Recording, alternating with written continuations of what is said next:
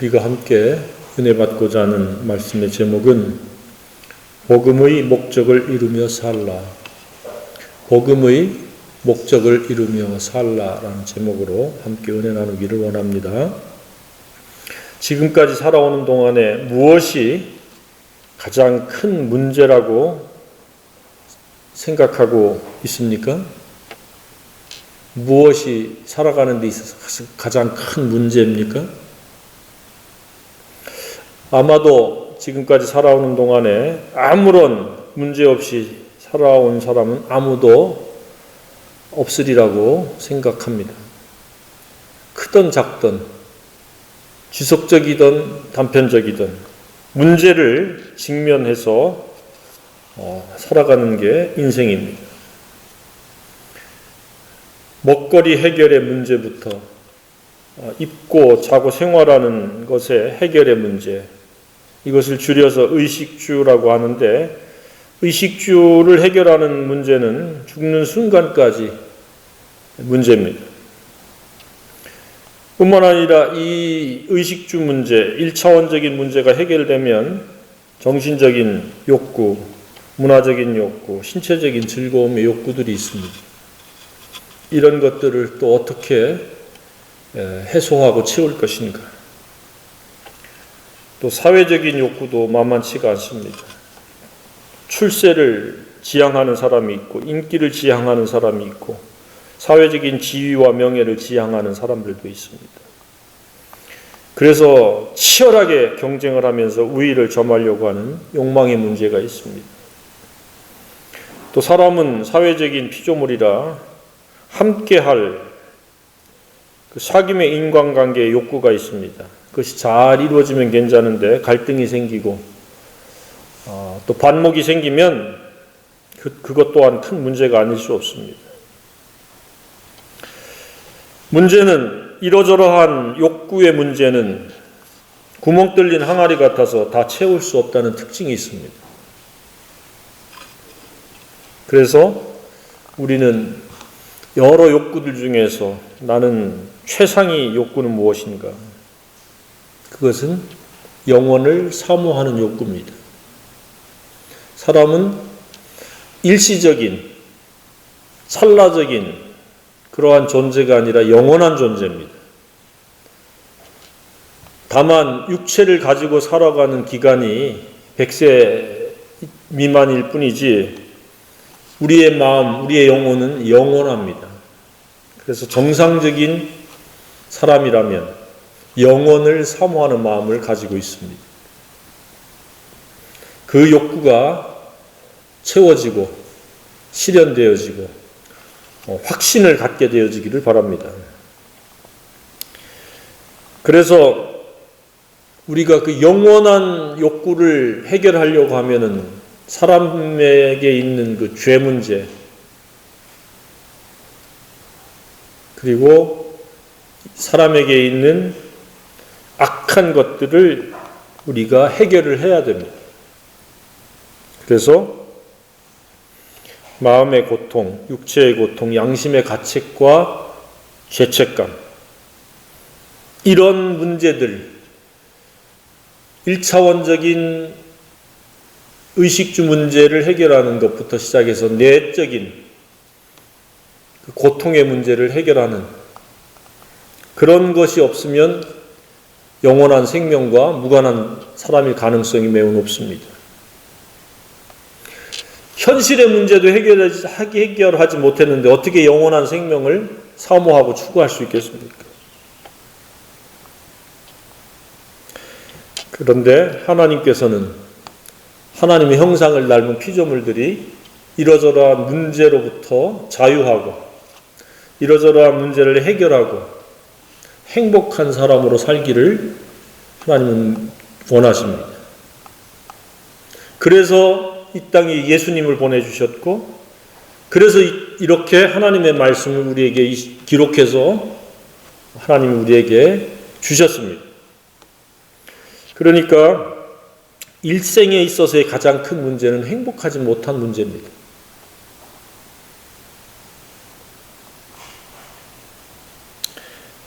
이 땅에서 행복하지 못한 사람은 죽은 후에도 행복하지 못할 가능성이 매우 높습니다. 행복하십니까? 앞서도 잠시 언급을 했지만 행복이라고 하는 것은 내적인 근심, 슬픔, 두려움, 죄책감, 양심의 가책이 없는 내적인 상태요. 외적으로도 입고 먹고 마시고 쓸 것들이 공급되어지는 상태입니다. 하나님은 충분히 우리에게 그렇게 할 수 있도록 우리에게 넉넉하고도 충분한 기회를 주셨습니다. 문제는 과거는 흘러갔습니다. 다시 돌이킬 수 없습니다. 내가 행복하게 살았든지 불행하게 살았든지 그것은 이미 흘러간 과거입니다. 중요한 것은 지금, 오늘, 그리고 언제까지 내게 주어질지 모르지만 주어질 기회를 행복하게 살아야 마땅합니다. 하나님의 뜻입니다. 육신의 부모도 자기 자녀들이 행복하기를 원합니다. 불행하게 사는 것을 원하는 부모는 한 분도 없습니다.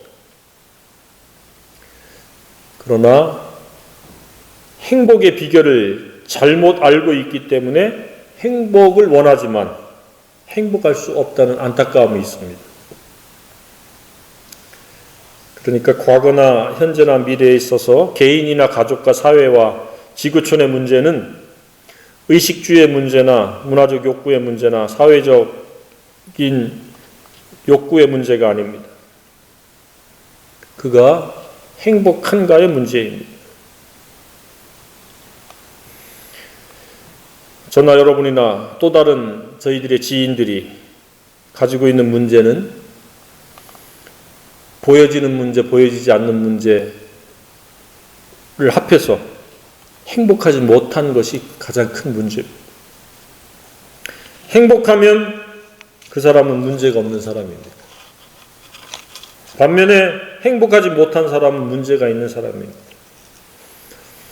우리가 뒷담화하는 것 중에서 한 가지가 저 사람 문제가 참 많아 했을 때 그 문제는 주로 자기하고의 취향이나 뜻에 불일치일 경우가 많이 있는데 진정한 문제는 그가 행복하지 못한 겁니다. 그래서 누군가 문제가 있다라고 생각할 때는 그 사람이 행복하지 못하면 문제가 있는 사람입니다. 자기 자신도 마찬가지입니다. 자기 자신이 행복하지 못하면 그 사람은 문제가 있습니다. 자, 지금 어떻습니까? 문제가 있습니까? 아니면 문제가 없습니까? 지금 근심, 걱정, 죄책감, 양심의 가책, 죽음에 대한 두려움이 없으면 그리고 입고 먹고 쓸 것이 있으면 지금 문제가 없는 사람이에요. 행복한 사람이에요. 그런데 뭔가 꼭꼭 숨겨진 그 욕구 불만이 있고 죄책감이 있고 양심의 가책이 있고 불만이 있고 불평이 있고 인간관계에 갈등이 있고 죽음이 두렵고 그러면 그 사람은 불행할 뿐만 아니라 문제가 있는 사람입니다.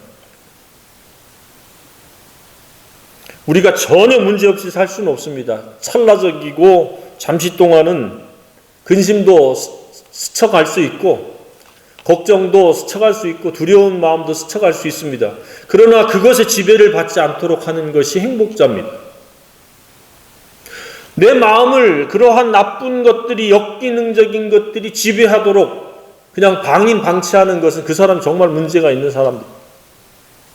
하나님께서는 진리를 통해서 예수 그리스도를 통해서 성령을 통해서 우리를 자유케 하시기를 원하십니다.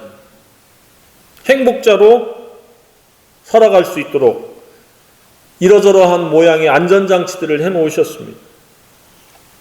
오늘 이 말씀으로 말미암아 저와 여러분이 그렇게 되어지기를 소망합니다.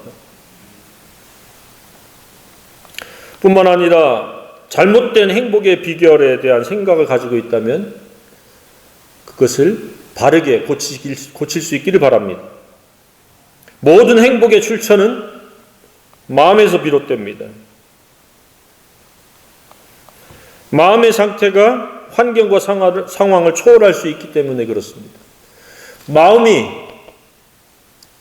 근심 걱정이 없고 불평불만이 없고 죄책감과 양심의 가책이 없고 비교의식과 열등감이 없으면서 즐겁고 기쁘고 행복하다면 그 사람은 행복한 사람입니다. 비록 화려하고 뛰어난 그런 조건이 없을지라도 1차적으로 마음이 즐겁고 기쁘면 그는 행복자입니다. 따라서 초가 삼간에 살아도 행복할 수가 있고 궁궐에 살아도 마음에 고통이 있으면 그는 불행자가 될 수 있다는 사실입니다. 어디에 사느냐가 그 사람을 행복하게 만드는 것이 아니라 그의 마음 상태가 어떠하느냐에 따라서 그가 행복자냐 아니냐로 나뉘게 되는 겁니다. 그러니까 가난해도 행복할 수 있고 부자라도 불행자가 될 수 있고 출세를 못해도 행복자가 될 수 있고 출세해도 불행자가 될 수 있습니다. 우리가 사는 시대에는 곳곳에서 너무도 많은 불행자들을 양산해내고 있다는 생각이 듭니다. 이러이러해야 행복하다라고 하는 잘못된 행복론들이 팽배되어 있습니다. 진정한 행복은 양심의 가책, 죄책감에서부터의 초월입니다. 비교의식과 열등감에서부터 벗어나는 겁니다. 근심 걱정으로부터 뛰어넘는 것. 우리가 살아가기 위해서, 먹기 위해서 모든 사람이 땀 흘려 수고하는 그 수고와 노동을 빼고는 우리 마음은 즐겁고 기쁜 행복으로 가득 채워져야 마땅할 줄로 생각합니다. 이처럼 행복과 불행을 나누는 것은 무엇이냐? 내가 가진 행복과는 제대로 된 바른 것인가? 아니면 그럴 것이다라고 근거 없는 모호한 것인가? 그것도 아니면 이곳저곳에서 들은 것들로 행복관을 가지고 있는가? 오늘 이 시간 반드시 기억해야 될 행복과 불행은 단 한 가지에 의해서 좌우되어진다는 겁니다. 그것은 바로 진리의 복음에 의해서 나뉘게 된다는 것입니다. 진리가 없으면 그 사람은 행복할 수 없습니다. 자유할 수 없습니다. 그 사람은 마음이 즐겁고 기쁠 수가 없습니다. 인간적인 측면에서 어떠한 좋은 조건과 사회적인 어떠한 지위가 있다 할지라도 그 마음속에 진리가 없으면, 그 복음이 없으면 그는 행복할 수가 없습니다. 하나님께서는 이렇게 타락해서 불행하게 된 자들이 행복할 수 있는 기쁜 소식을 주신 것이 있는데 그것이 복음입니다. 그래서 누구든지 행복하려면 반드시 복음을 알아야 되고 믿어야 되고 복음의 목적이 이루어져야 됩니다. 그렇다면 행복이란 무엇입니까? 지금 계속 반복하고 있듯이 진리로 말미암아 내 내면 상태가 옳은 것입니다. 죄책감, 양심의 가책이 없는 겁니다. 평안이 있고 즐거움과 기쁨이 있는 겁니다. 반면에 불행자는 나쁜 생각에 의해서 불안하고 우울하고 슬프고 두려운 겁니다. 오늘날 왜곡된 행복은 갖고 싶은 것, 하고 싶은 것, 보고 싶은 것, 먹고 싶은 것, 육체의 쾌락, 문화적 욕구 이런 것들로 행복으로 치부하고 있습니다. 행복은 마음 상태의 오름입니다. 진리의 지배를 받는 겁니다. 세상의 것으로는 갖고 싶은 걸 가졌다 한들, 하고 싶은 것을 한들 어느 순간에 아무 낙이 없는 상태로 전락하게 될 가능성이 매우 높습니다. 사탄은 태초부터 속이고 미혹하고 있습니다. 이렇게 하면 또는 저렇게 하면 행복할 것이라고 속삭이고 있습니다. 대다수가 그의 꾀임에 넘어가서 살아갑니다. 이것을 하면, 저것을 하면, 또 이것이 있으면, 저것이 있으면. 그렇지 않습니다. 진리의 복음이 있어야 행복할 수 있습니다. 하나님의 말씀인 이 복음, 기쁜 소식을 떠나서는 과거, 현재, 미래, 영원히 그 누구도 행복할 수 없습니다. 반드시 하나님의 말씀이 복음이 그 사람의 마음속에서 작용되어야 합니다. 따라서 하루라도 빨리 불행을 벗어버리고 행복자로 살고 싶다면 진리의 복음을 들어야 됩니다. 그리고 진리의 복음을 알아야 됩니다. 그 진리의 복음을 믿어야 됩니다. 그리고 그 진리의 복음이 이끄는 삶을 살 수 있어야 됩니다. 그래야 그는 하나님 안에서 행복자로 살 수 있습니다. 다른 길이 없습니다. 그래서 예수님이 내가 곧 길이요 진리요 생명이니 나로 말미암지 않고는 아무도 아버지께로 올 자가 없느니라고 말씀을 하셨습니다. 예수님만이 우리를 영원한 생명으로, 행복으로, 자유로 인도하시는 유일한 분입니다.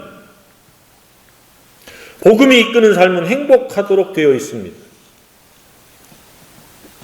복음은 곧 행복의 비결이며 그렇게 될 수 있는 하나님께서 우리에게 주신 기쁜 소식입니다. 그러니까 복음의 목적은 무엇입니까? 곧 행복입니다. 하나님께서 왜 복음을 우리에게 주셨는가? 행복하도록 하기 위해서 주셨습니다. 따라서 복음과 관계가 없는 사람은 행복하고도 관계가 없는 사람입니다. 그가 지금 보여지는 상태가 어떠하든지, 그가 어떠한 경제적인 규모로 살고 있든지 그것은 그냥 보여지는 것일 뿐이지 그는 결코 행복할 수 없습니다. 정직하게 어떻습니까? 나는 복음과 어떤 관계인가? 정확하게 복음을 알고 있습니까? 그리고 그 복음이 목적이 돼서 삶을 이끌어가고 있습니까? 그렇다면 누가 뭐래도 그는 행복할 수밖에 없도록 되어 있습니다. 그래서 복음은 무엇입니까? 하나님의 말씀 전부가 복음입니다. 너희에게 전한 복음이 곧 이 말씀이니라. 다윗은 그래서 순금보다 더 사랑한다고 고백했던 것입니다. 왜? 하나님의 말씀이 마음속에 채워지고 그 말씀이 이끌어갈 때 그는 행복을 맛보고 누릴 수 있었기 때문에 그런 줄로 생각합니다. 반면에 아모스 시대에는 하나님의 말씀을 듣지도 받지도 못하니까 영적인 기갈에 빠져서 비틀거리다 쓰러진다고 이렇게 말씀을 하고 있습니다. 하나님의 말씀과 멀어지면 그 사람은 불행자입니다. 더 나아가서 쓰러지게 되어 있습니다. 하나님의 말씀은 복음입니다. 그 주인공은 예수님입니다. 복음의 핵심은 예수님이 십자가에 죽으시고 부활하심으로 우리의 죄를 속량하시고 영원히 새로운 형질의 몸으로 살아갈 수 있는 그러한 첫 열매가 되셨던 것이 복음입니다. 복음은 믿어야 하고 복음은 순종되어야 합니다. 믿기만 하고 순종이 따르지 않으면 행복을 맛보기만 하고 누릴 수가 없는 것과 다를 바 없습니다. 대형 마트에 가면 시식용 음식이 나옵니다. 맛보기용 음식이 나옵니다. 그것은 맛을 본다고 해서 그 전체를 먹은 것이 아닙니다. 전체를 먹을 수 있어야 됩니다. 그러려면 복음이 이끄는 삶, 복음이 순종되어지는 그런 삶을 살아갈 때 하나님께서는 그 행복을 맛보는 것이 아니라 행복을 누리는 그 풍성한 삶을 경험하도록 하나님 은총을 베푸실 것으로 확신합니다. 복음의 맛보기로 끝내버리는 것은 매우 안타까운 일이 아닐 수 없습니다. 복음을 만끽하고 그 복음으로 말미암아 행복을 주체할 수 없이 되는 것이 하나님의 뜻입니다. 그래야 복음이 다른 사람에게로 흘러갑니다. 내가 복음으로 기뻐하지도 못하는데 어떻게 다른 사람들 예수 믿으라고 하고 복음을 믿으라고 하고 그렇게 할 수 있겠습니까? 복음이 마음속에 만끽되어지기를 주님의 이름으로 축복합니다. 만끽이란 무엇입니까? 복음에 의해서 산다는 그 이야기입니다.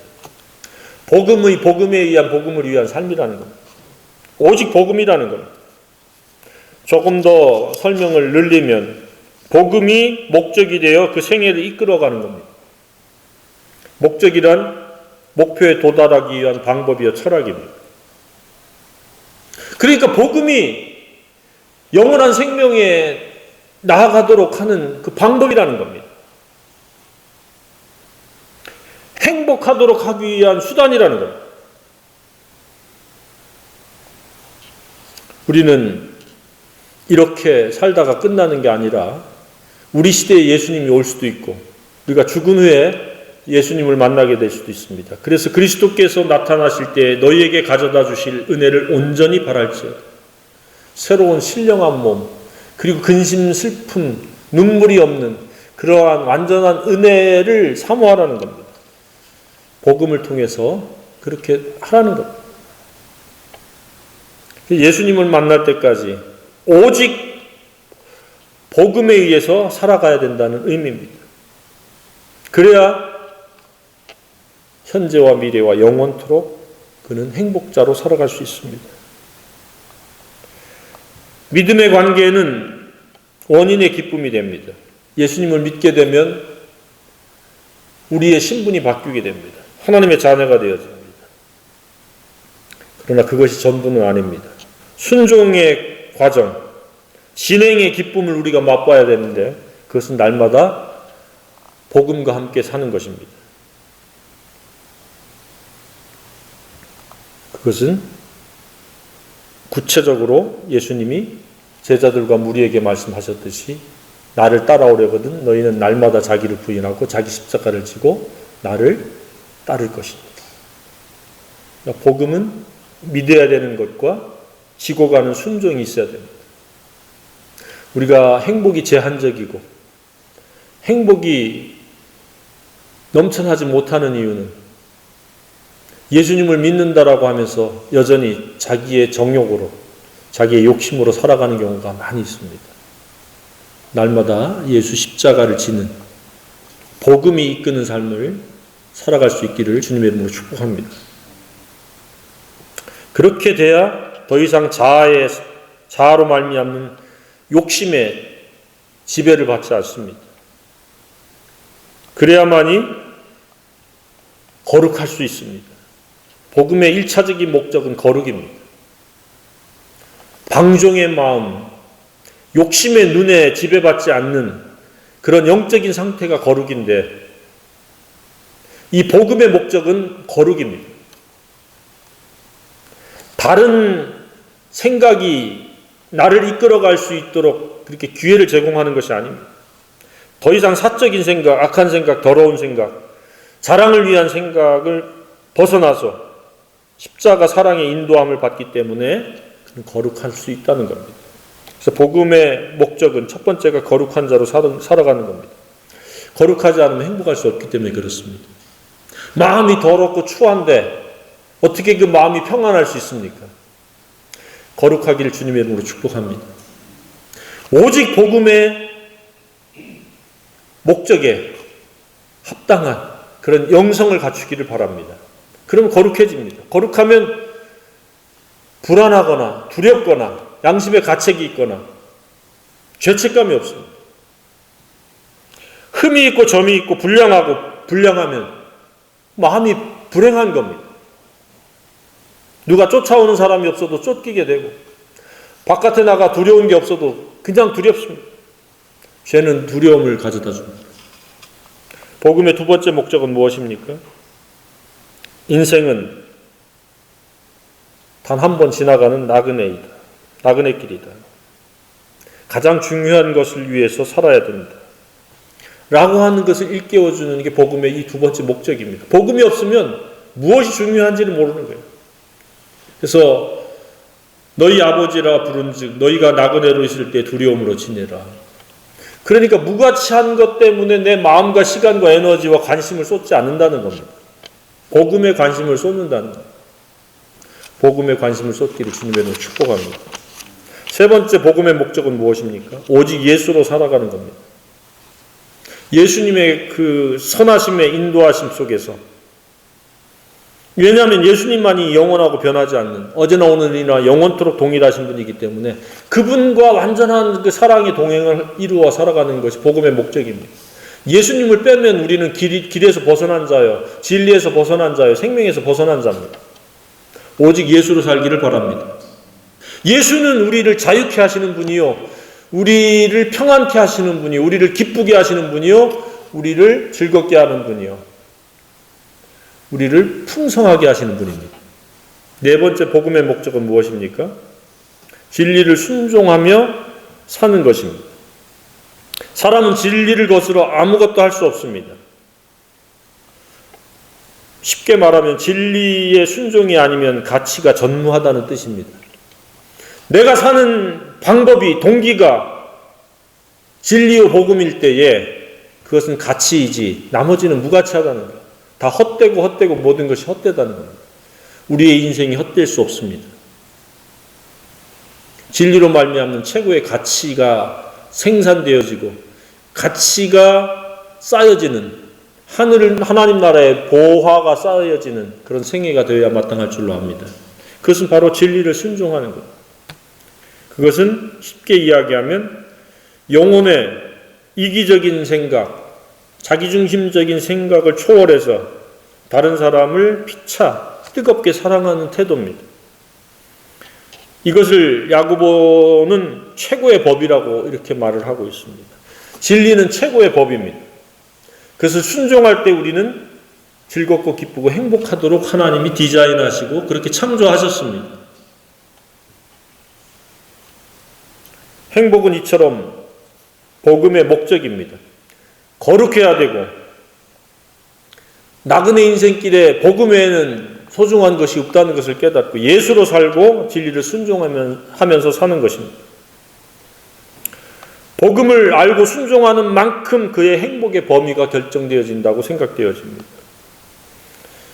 따라서 십자가 복음은 우리의 유일한 가치관이요 인생관이요 세계관이 되어야 마땅합니다. 십자가 복음 외에는 우리가 마음을 쏟고 관심을 쏟고 에너지를 쏟을 이유가 없습니다.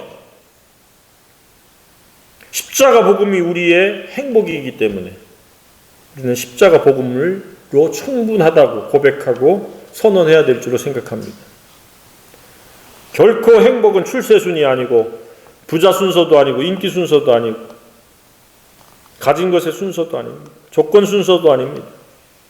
복음을 알고 복음을 순종하고 복음이 이끄는 삶을 간구하면서 우선순위를 둘 때 그는 행복자가 될 수 있습니다. 그래서 성도요 예수님의 제자는 십자가를 지는 것이 날마다 마땅한 당연한 순종의 태도라고 믿습니다. 성도로서 행복하지 못한 것은 비극입니다. 그는 인생의 실패자입니다. 하나님 아버지께 슬픔을 안겨드리는 영적 불효자에 불과합니다. 우리는 육신의 부모에게도 효자냐 불효자냐로 나뉘는 것처럼 하나님께도 마찬가지입니다. 거듭났다고 해서 그가 다 영적인 효도자가 아닙니다. 그가 하나님 안에서 행복자로 살지 못하면 그는 하나님 앞에 불효자입니다. 하나님을 슬프게 하는 겁니다. 성공과 실패는 이처럼 보여지는 무엇이 아닙니다. 십자가 복음으로 말미암아 행복했느냐의 여부입니다. 또한 플러스 더해지는 삶은 그 행복할 수 있는 방법을 누군가 공유할 수 있는 것이 더 커다란, 더 풍성한 행복한 삶을 결정하는 사실입니다. 육적인 부모에게도 가장 큰 불효는 불행하게 사는 겁니다. 지질이도 맨날 슬프고 질질 짜고 맨날 공궁하고 불안하고 두려워하고 무질서하고 그러면 그 부모는 늘 걱정일 겁니다. 하나님도 동일합니다. 행복은 사람이 생산해낼 수 있는 것이 아니라 복음이 그 사람을 행복하도록 세워줍니다. 오늘 말씀은 육적인 것, 세상적인 것으로는 기쁜 소식을 삼을 만한 것이 전무하다는 사실입니다. 모든 육체는 풀과 같고 그 모든 영광은 풀의 꽃과 같으니 풀은 마르고 꽃은 떨어진다고 말씀하셨습니다. 주의 말씀만이 세세토록 있고 그것이 복음이면서 그것이 우리를 기쁘게 하고 우리를 행복하게 한다는 사실입니다. 최고의 삶, 행복한 방법은 기쁜 소식이니 말씀이 인격을 이루고 거룩함을 이루고 그것이 이끄는 삶, 그것이 목적이 되어서 살아갈 때 가능하다는 이야기입니다. 성경은 이처럼 최고의 행복을 위한 기쁜 소식입니다.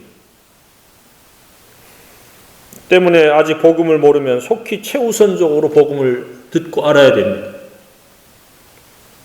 그것을 믿어야 되고 그것을 순종하는 것을 훈련해야 됩니다. 그래서 항상 복음의 목적이 이루어지는 그런 아름답고 행복한 자가 되어야 마땅합니다.